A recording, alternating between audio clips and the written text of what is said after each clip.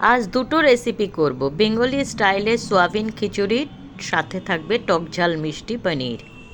আমি এখানে 300 গ্রাম পনির নিয়েছি। কিউব করে কেটে পনিরগুলোকে একটু নুন হলুদ দিয়ে মাখিয়ে ভেজে নেব। ফোড়নে দিলাম গোটা জিরে, শুকনো লঙ্কা, লম্বা করে কাটা আলুগুলো সিদ্ধ করা না, দুটো টমেটো লম্বা করে কাটা, দুটো পেঁয়াজ, পরিমাণ মতো নুন, ভালো করে নাড়াচাড়া করে কিছু বেসিক মশলা দিয়ে দেবো। ধনে গুঁড়ো, জিরে গুঁড়ো, শুকনো লঙ্কা গুঁড়ো, হলুদ। আমি একটা আলাদা মশলা ইউজ করেছি, চিংস চাউমিন মশলা। গ্যাসটা মিডিয়াম ফায়ারে রেখেই সব করতে হবে, কারণ এর মধ্যে কোনো রকম জল ব্যবহার করব না।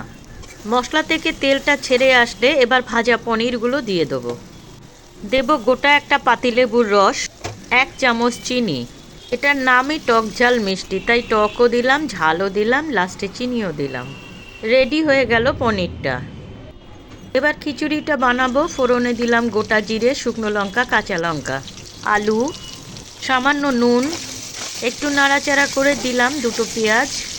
পেঁয়াজটা হাফ মজে আসলে পরে এবার দেব সোয়াবিনটা আমি আগের থেকে গরম জলে সিদ্ধ করে নিয়েছিলাম। মিডিয়াম ফায়ারেই রান্নাটা করছি, তা না হলে কড়াইয়ের নিচে লেগে যাবে। এবার দেব আদা রসুনের পেস্ট, হলুদ, শুকনো লঙ্কার গুঁড়ো, ধনের গুঁড়ো, জিরের গুঁড়ো। ভালো করে মশলাটা মিশিয়ে এবার দেব দুটো টমেটো, দেব 2 কাপ গোবিন্দভোগ চালটা আমি আগে থেকে ভালো করে ধুয়ে 1 ঘন্টা ভিজিয়ে রেখেছিলাম।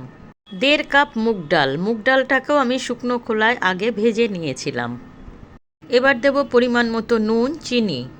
পুরোটা আমি কড়াইতে খুব ভালো করে কষিয়ে এবারে আমি হাঁড়িতে নিয়েছি।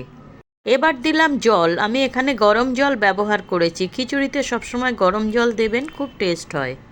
চাল আর ডালটা 80% সিদ্ধ হয়ে গেছে। এবারে আমি দিলাম গরম মশলা, একটা গোটা পাতিলেবুর রস। খুব ভালো করে নাড়াচাড়া করে আমি এই অবস্থাতেই গ্যাসটা অফ করে দেবো। 10 মিনিট ঢেকে রাখবেন, বাকি 20% ভিতরে গরমে এমনি সিদ্ধ হয়ে যাবে।